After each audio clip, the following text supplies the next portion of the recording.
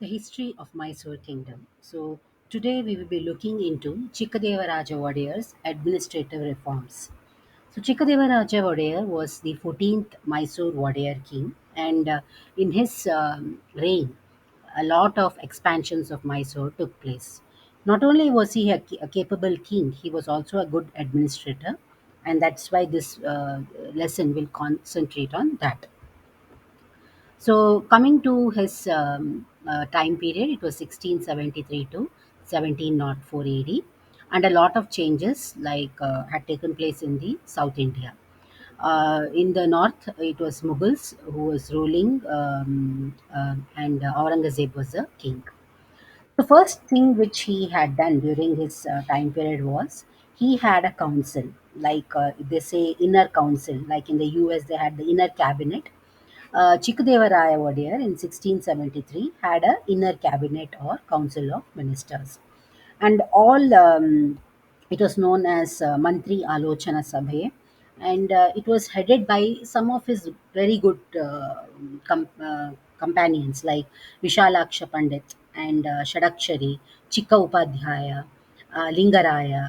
So many people whom he had known through from his prince days or crown days, they were all his ministers. So that was a very good implementation that he had done. So we will be looking in this slideshow on these points: Council of Ministers, importance to defense, Bara Baloti system, Atahara system, taxes, art, religion. So taking into look at the council, as I mentioned earlier, it was all his close friends who used to advise him. So any challenges, he was a young ruler, but because of all these cabinet, he was able to make good decisions.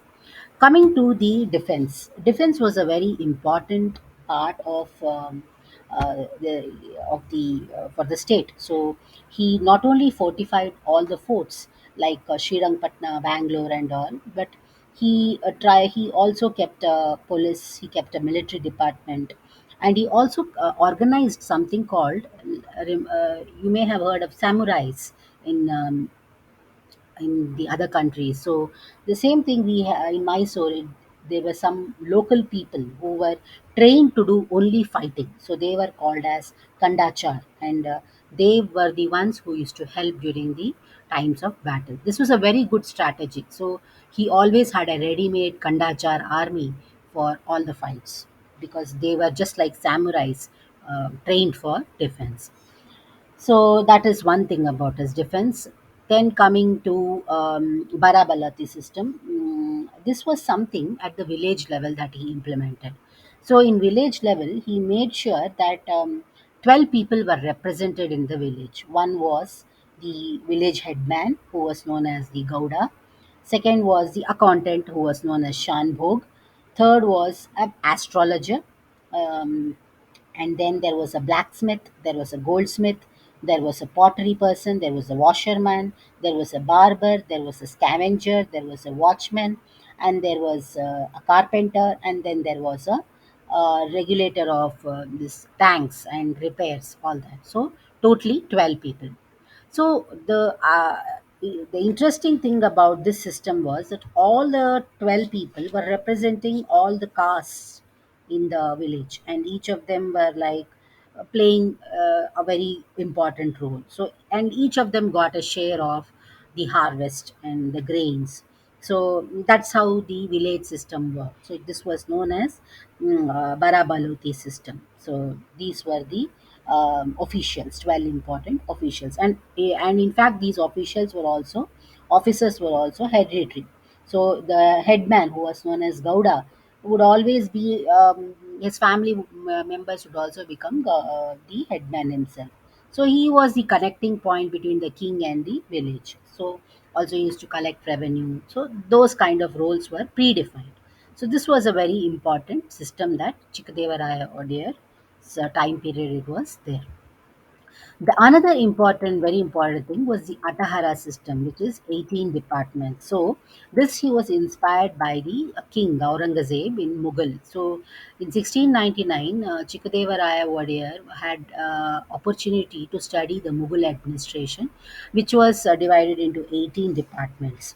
So there was various departments like Pattanada Chavadi, Hoges. So let me just give you an example. Pattanada Chavadi means people who are in charge of forts, repairs of forts, palaces, and all that. Then there was another department called Hogesoppu Chavadi. Hogesoppu represents tobacco, so there was a tobacco department. Then there was Benne Chavadi, which was nothing but looking after animals and domestication of animals. So that was there was a department.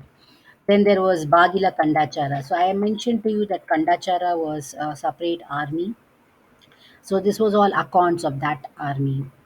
Then there was a Sunka the Chavadi. Sunka means collecting road tolls, duties, and customs. So there was a department for that. Then there was Nirupada Chavadi, which dealt with petitions. So there was 18 like this. So just to give you a fair idea, there was let me tell you all about just let me just name the 18 departments. So Nirupada Chavadi, Aya Kattana, Nirupada Chavadi, then Aya Kattina Chavadi, then Seemeya Kandachara Chavadi, Bagila Kandachara Chavadi, Sunkada Chavadi, Pommina Chavadi, Pattanada Hobli Vicharada Chavadi, Todaya Chavadi, Mysuru ಹೋಬಳಿ ಅಷ್ಟಗ್ರಾಮ ಚಾವಡಿ, ಪಟ್ಟಣದ ಚಾವಡಿ, ಬೇಹಿನ ಚಾವಡಿ, ಸಮ್ಮುಖದ ಚಾವಡಿ, ದೇವಸ್ಥಾನದ ಚಾವಡಿ, ಕಬ್ಬಿಣದ ಚಾವಡಿ, ಹೊಗೆಸೊಪ್ಪಿನ ಚಾವಡಿ, ಮೈಸೂರು ಹೋಬಳಿ ಅಷ್ಟಗ್ರಾಮ ಚಾವಡಿ, ಪಟ್ಟಣದ ಹೋಬಳಿ ಅಷ್ಟಗ್ರಾಮ ಚಾವಡಿ. So there were 18 departments like this. Devasthana Chavadi, Devasthana means temple. So there was a department for temples also. So each of this department had its own official or a supervisor. Then there was a record keeper, there were accountants, there were writers, there was also watchman and torchbearer. So that's how he had divided. So now coming to taxes. In taxes, he made sure that 1/3 of the land revenue would go to the either quarter or half would be collected in either cash or in kind. So this was a very good improvement compared to other kingdoms like Cholas or Vijayanagaras. Plus, he also had taxed the fruit trees and coconut and aracanut and all taxing was done based on this one. And he also made sure that there were standard measurements so that nobody would be, nobody would be betrayed or cheated. So he had. So one of the lowest denominator of currency was Kantirava Varahas, which was the lowest denominator, and he also had a gold currency also.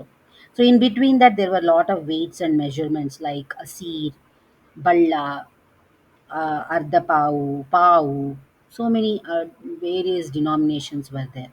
So all merchants were like okay with this because this was a kind of standard which helped them do free trade and help them get the best of their produce. Coming to art and religion, Chikkadevaraya Wodeyar himself was a good man of letters.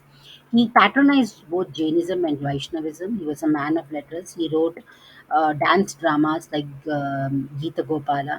And in his court, there was a lot of scholars like Tirumala Raya, Singaraya, Chikka Upadhyay, Sanchi Honnamma. There was a woman too, Sanchi Honnamma, then Sringaramma. So many of them were poets and writers who have left a lot of information about Chikkadevaraya's time period.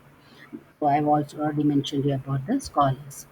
So in the next slide, we will be looking into early warriors history, a recap. So thank you.